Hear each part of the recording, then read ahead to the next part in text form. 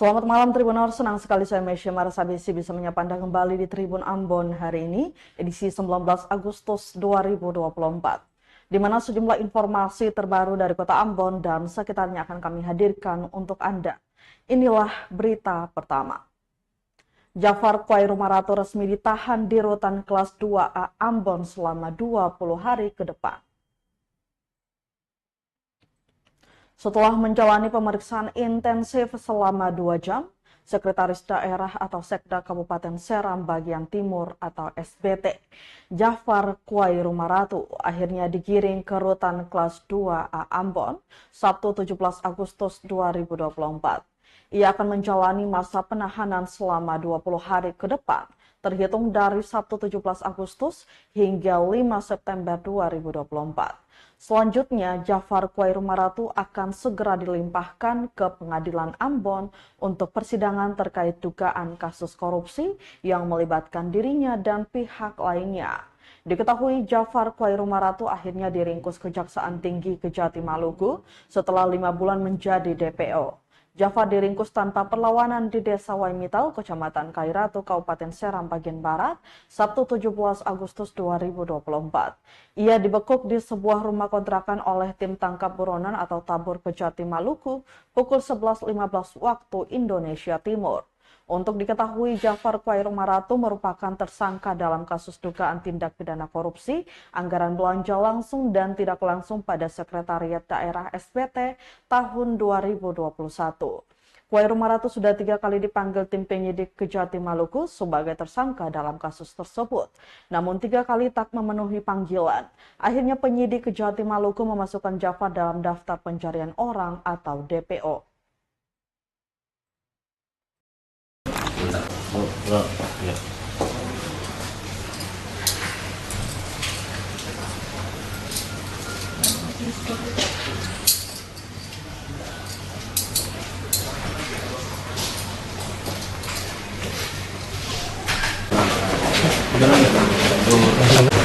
Ada yang perlu sampaikan, Pak?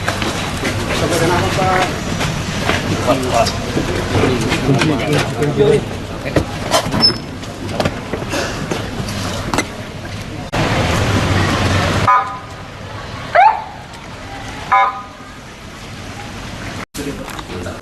Pak.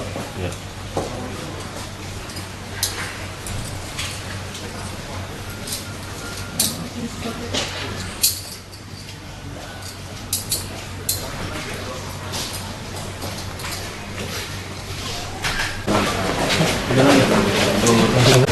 Ada yang perlu sampaikan, Pak? Sampaikan apa, Pak? Pak. Borgol, Pak. Oh iya. Mau dipasang kan? Oh iya. Kunci borgol.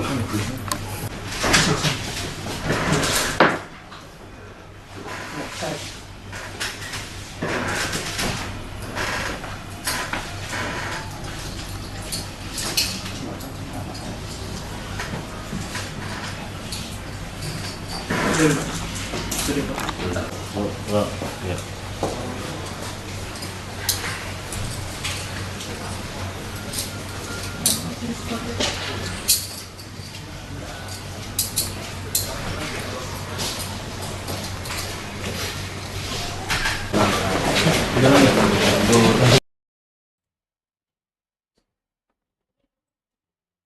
Jafar Khairumaratu diduga manipulasi keuangan daerah, kerugian negara capai 2,5 miliar rupiah. Sekretaris Daerah atau Sekda Kabupaten Seram Bagian Timur, Jafar Khairumaratu diduga melakukan manipulasi dalam pertanggungjawaban keuangan daerah bersama dengan terpidana Idris Lestaluhu yang sebelumnya menjabat sebagai Bendahara Sekda Kabupaten SBT. Hal tersebut diungkapkan Asisten Intelijen Rajendra D. Wiritanaya dalam konferensi pers di kantor Kejaksaan Tinggi Maluku Sabtu 17 Agustus 2024. Dikatakan Jafar Khairumaratu juga bertindak sebagai kuasa pengguna anggaran atau KPA yang membuat dokumen fiktif hingga manipulasi dokumen keuangan saat pengajuan kwitansi dan surat perintah membayar atau SPM. Dikatakan dalam perkara ini telah menyebabkan kerugian negara sebesar 2,5 miliar dari hasil perhitungan kerugian negara oleh Inspektorat Provinsi Maluku. Diberitakan sebelumnya pada Sabtu 17 Agustus 2024 pukul 11.15 waktu Indonesia Timur, Kejaksaan Tinggi Maluku berhasil mengamankan sekda di rumah kontrakan oleh tim tangkap buronan atau tabur di Desa Waimital, Kabupaten Seram bagian Barat. Sekda kemudian dibawa ke kantor Kejaksaan Tinggi Maluku untuk dilakukan pemeriksaan pada pukul 3 sore hingga 5 sore. Setelah dilakukan pemeriksaan yang intens, Sekda langsung dibawa ke Rutan Kelas 2A Ambon untuk dilakukan penahanan selama 20 hari Sabtu 17 Agustus 2024.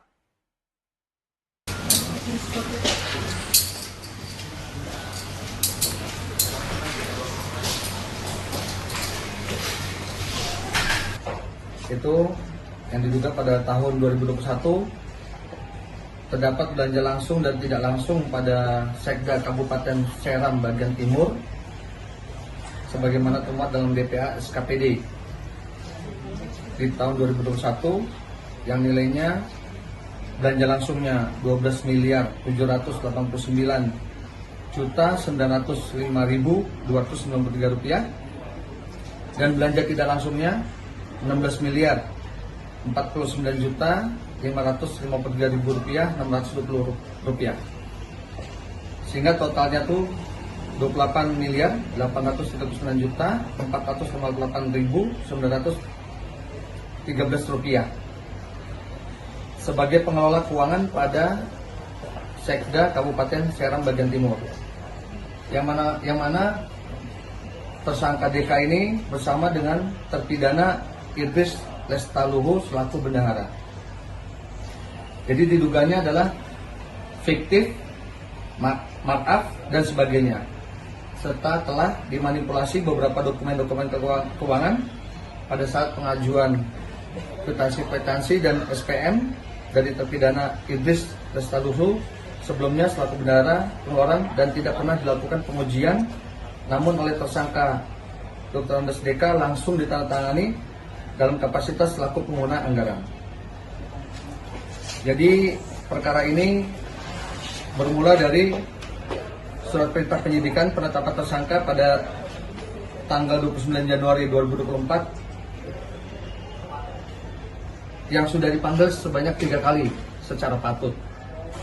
Jadi pada tanggal 13 Februari 2024, pada tanggal 28 Februari 2024, dan tanggal 15 Maret 2024. Sehingga pada bulan Mei kita mengajukan surat pencarian DPO kepada Kejaksaan Agung.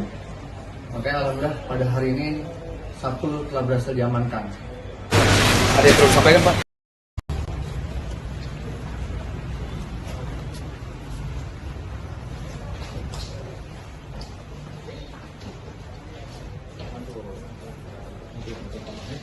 Bisa lagi ya?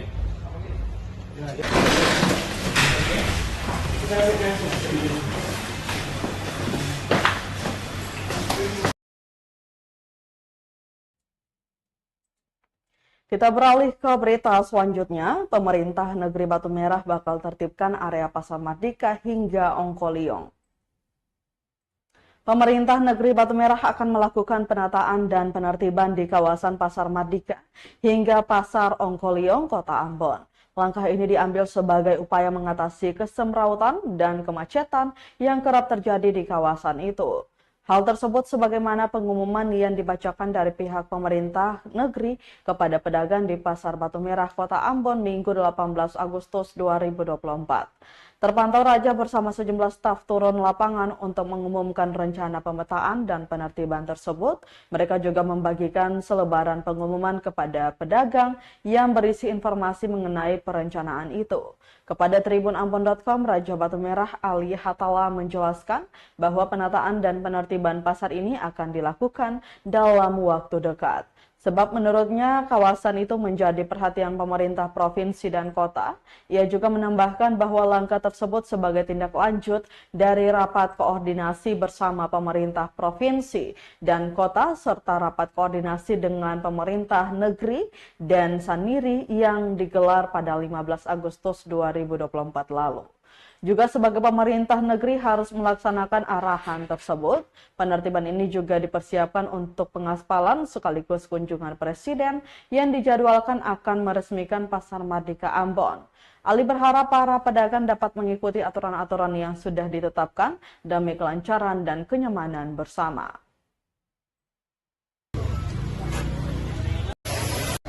Kita dari pemerintah negeri Batu Merah bersama staf dan sendiri akan mengadakan penertiban ruas jalan di pasar negeri Batu Merah, yang mana memang tanggung jawab kita pemerintah negeri Batu Merah dan wajib hukumnya untuk kita mengadakan penertiban pedagang-pedagang di pasar Batu Merah terkait dengan dagangan yang masuk ke dalam badan jalan. Ini merupakan satu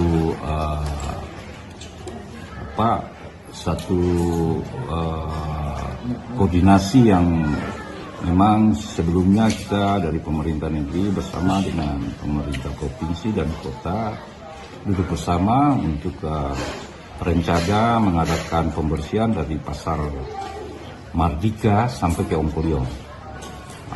Sehingga hari ini kita dari pemerintah negeri Batu Merah melakukan action untuk penertiban ini, dan akan direncanakan di dalam bulan Agustus nanti dari pihak provinsi dan kota semua akan mengadakan kesatu untuk pengaspalan jalan dan juga menertibkan pedagang-pedagang yang ada di balai. Kanan berbatas di taman jalan. Apabila pedagang tidak menertibkan tempat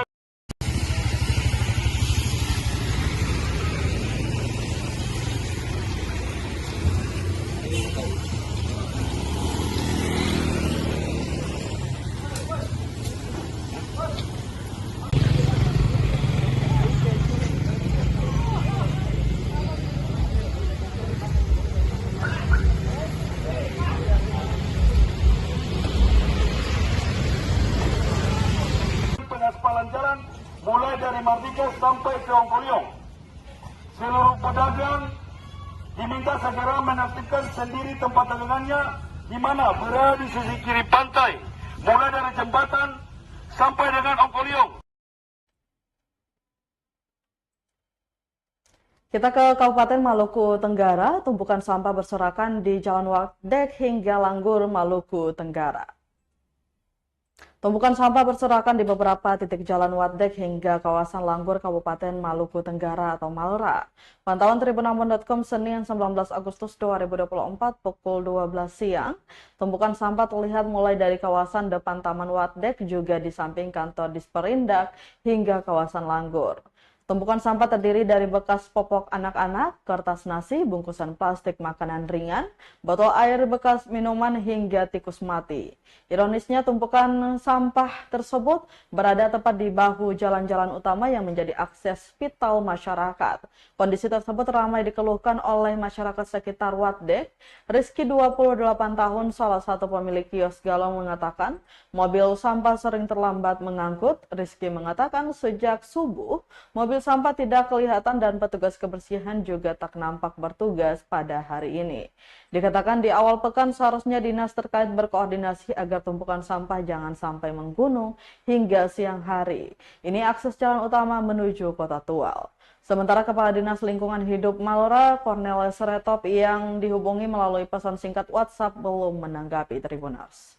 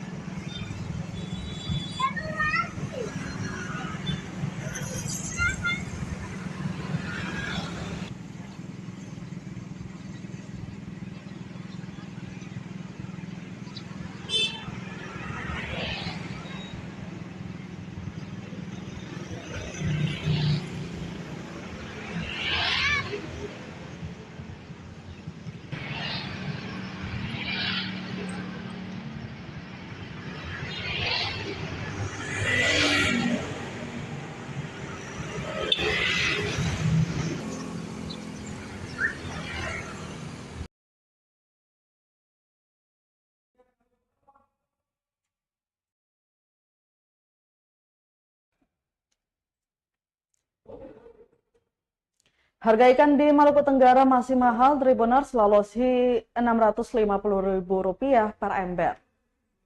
Harga ikan di Pasar Langgur Kabupaten Maluku Tenggara atau Malra masih terbilang tinggi. Pantauan Tribunamon.com Senin 19 Agustus 2024, harga ikan dijual seragam namun jenis ikannya terbatas. Misalnya untuk ikan lalosi per ember dijual pemasok dengan harga Rp600.000, naik dari harga normal yakni Rp350.000.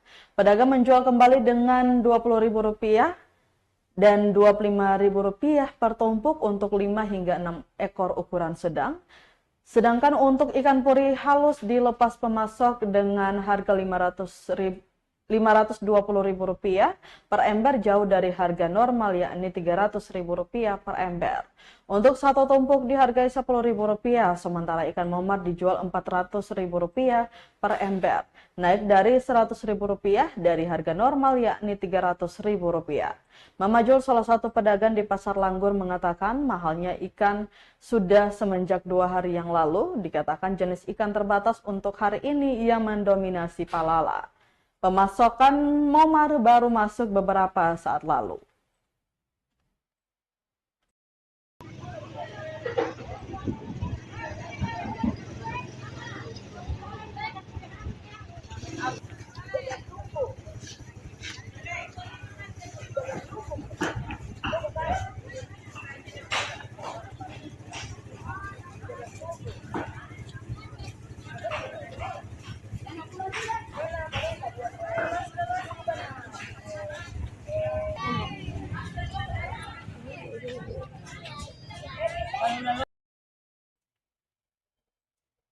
Dari Maluku Tenggara kita beralih ke Kota Ambon, masih dengan harga pasar. Tribuners, harga bumbu dapur di Ambon turun, tomat hanya Rp8.000 per kilo.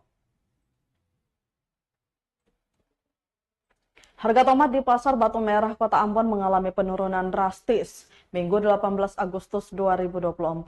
Harga tersebut turun perlahan dalam seminggu ini, semula harganya Rp15.000 hingga menyentuh angka Rp8.000 per kilo. Salah satu pedagang, Fadila, mengungkapkan penurunan harga tersebut dikarenakan stok yang melimpah di Pasar Kota Ambon.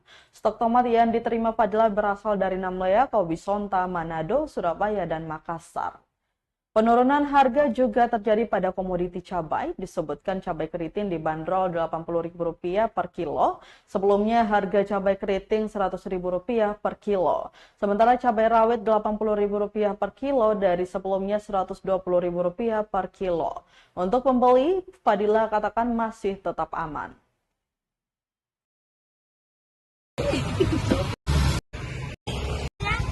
Sebelumnya itu 10.000. Kalau cili besar sekarang 80, sebelumnya itu 100. Cili kecil sekarang 80, sebelumnya 120. Itu turun harga begitu karena apa, Kakak? Pasukan terlalu banyak di Pasar Ambon, stoknya dari Namlea, Kaubisonta, Manado, Surabaya, dan Makassar. Untuk pembeli bagaimana, Kakak? Untuk pembeli alhamdulillah aman. Oke.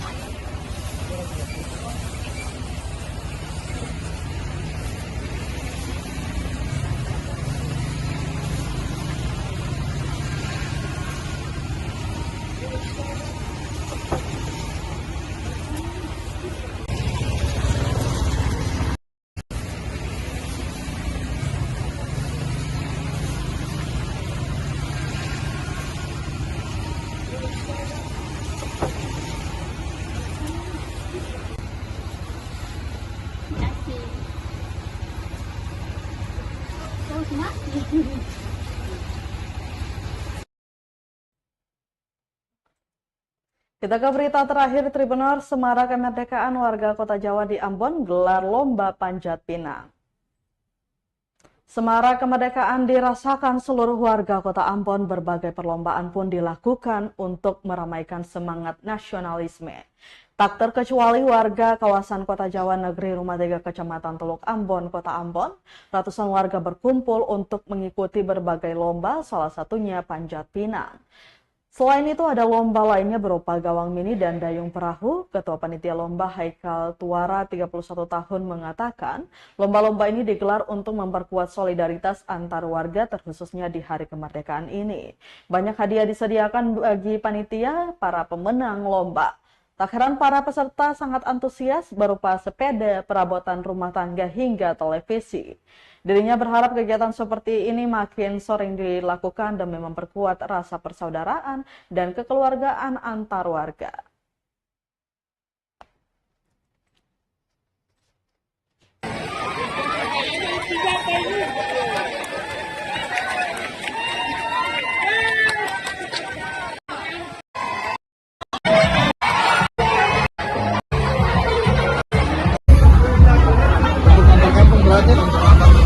Ya.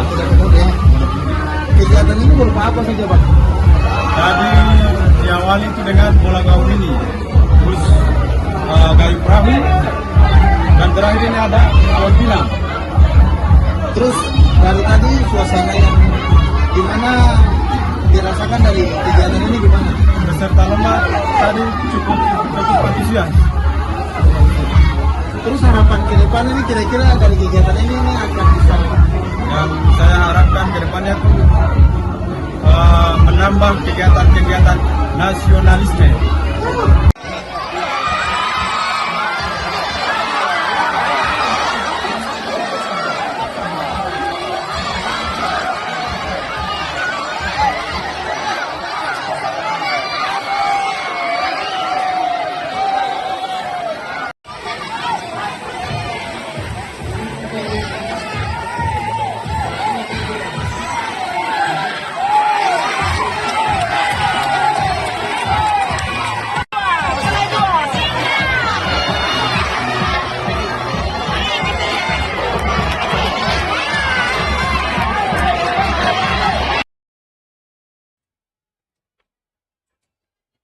Tribuners, berita tadi sekaligus menutup rangkaian kebersamaan kita di Tribun Ambon hari ini, edisi 19 Agustus 2024. Mewakili seluruh kru yang bertugas, saya Mesya Marasabesi pamit undur diri. Selamat malam dan sampai jumpa. Amato. Download Tribun X sekarang, menghadirkan lokal